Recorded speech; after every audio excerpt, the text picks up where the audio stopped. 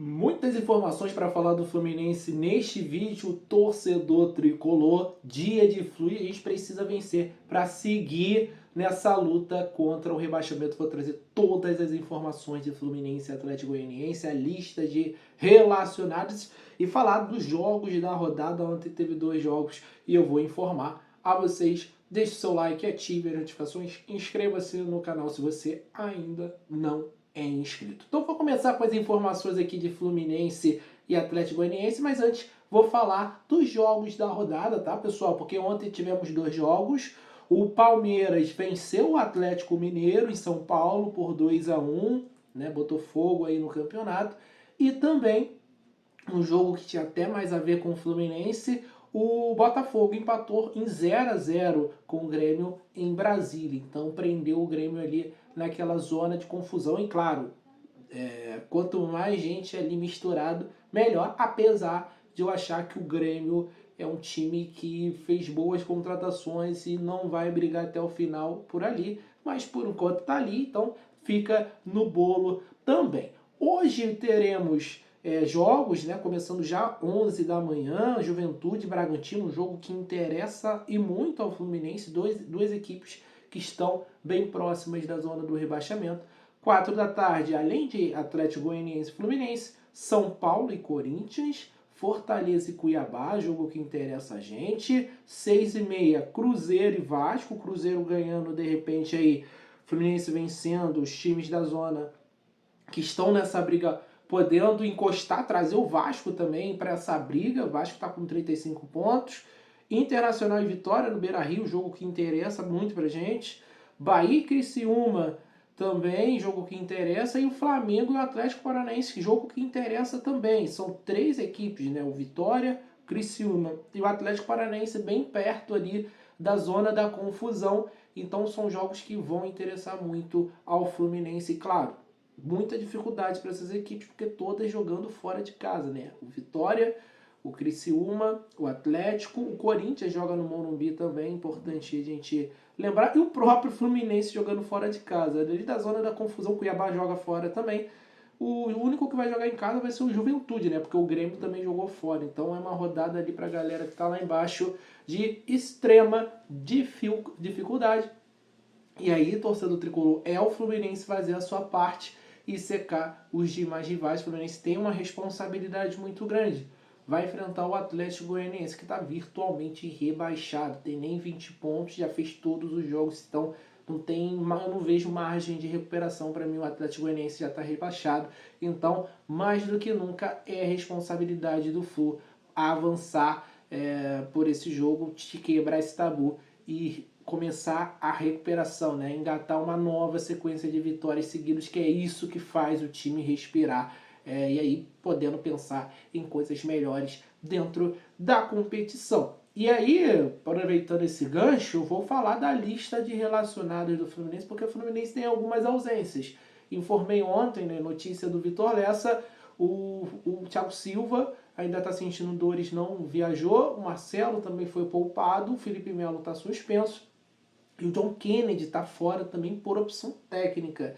Não tem nenhuma informação dizendo de lesão, aconteceu alguma coisa pessoal com o John Kennedy. Aparentemente, opção técnica. E a gente tem o retorno do Terãs sendo relacionado, né, pela primeira vez desde que ele teve lesão. E aí fica aí a lista de relacionados: Fábio, Vitor Eudes e Gustavo Ramalho, Samuel Xavier, Guga, Diogo Barbosa, Gabriel Fuentes, Manuel, Antônio Carlos, Thiago Santos, Bernal, Martinelli, Vitor Hugo, Lima, Ganso, Terãs, Renato Augusto e Felipe Andrade. Felipe Andrade é uma novidade aí. Atacantes: Arias, Cauã Elias, Cano, Marquinhos, Serna e o Queno. Essa é a lista de relacionados do Fluminense. E aí, gente, a gente precisa desse resultado. Jogadores aí, alguns jogadores precisando dar resposta, né?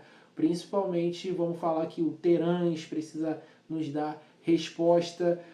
O Mano Menezes tem utilizado bem pouco o Marquinhos, né? Que foi um destaque ali no início da temporada, muito utilizado com o Fernando Diniz, uma opção de velocidade, insinuante, interessante. O Marquinhos não está sendo utilizado. O Keno foi preterido também no último jogo. E olha que ele tinha feito aquele lance lá do gol contra o Atlético Mineiro na ida da Libertadores. Então, sim, o Mano precisa ser mais ofensivo. Tem peças para ele usar do meio para frente, então não é falta de peças, ele que não está utilizando. Tem o Keno no banco, tem o Marquinhos, opção interessante de velocidade, por mais que depois da lesão ele teve um pouquinho de dificuldade, não teve muita sequência assim com o Mano Menezes. O próprio Terãs, que teve poucos minutos, né? Acho que ele poderia encaixar melhor nesse estilo do Mano Menezes, jogando atrás do centroavante. Vamos ver se ele vai ser utilizado também nesse jogo de hoje, fundamental para o Fluminense. Deixe seu comentário sobre essas primeiras notícias, torcedor tricolor. Falar aqui das notícias em si, de Fluminense Atlético Goianiense, jogo no Antônio Ascioli, 4 da tarde, com transmissão da TV Globo para parte da rede e também do Premier para todo o Brasil. O árbitro será Ramon Abate Abel, catarinense, e com ele no comando, o Fluminense tem um desempenho mediano. Em 10 jogos foram 3 vitórias do Flu e 2 derrotas. E o resultado que mais se repetiu foi o empate que aconteceu 5 vezes, 14 gols marcados pelo Flu e 16 sofridos, um aproveitamento de 46% dos pontos. Então fica aí essa curiosidade em jogos apitados do Ramon Abate Abel, do Fluminense. E aí, falando do Atlético Goianiense, o Humberto Lousi vai ter um problema, que é o Guilherme Romão, suspenso pelo STJD. Ele vai deslocar um meio atacante para a lateral esquerda, o Alígio Cruz. Sendo assim, o venezuelano Matias Lacava deve ser o titular no ataque. Outro problema pode ser a ausência do Luiz Fernando, que não treinou nos últimos 2 dias devido a um desconforto muscular. Se ele não jogar, Janderson começa a partida. Então tá aí na sua tela a provável escalação do Atlético Goianiense.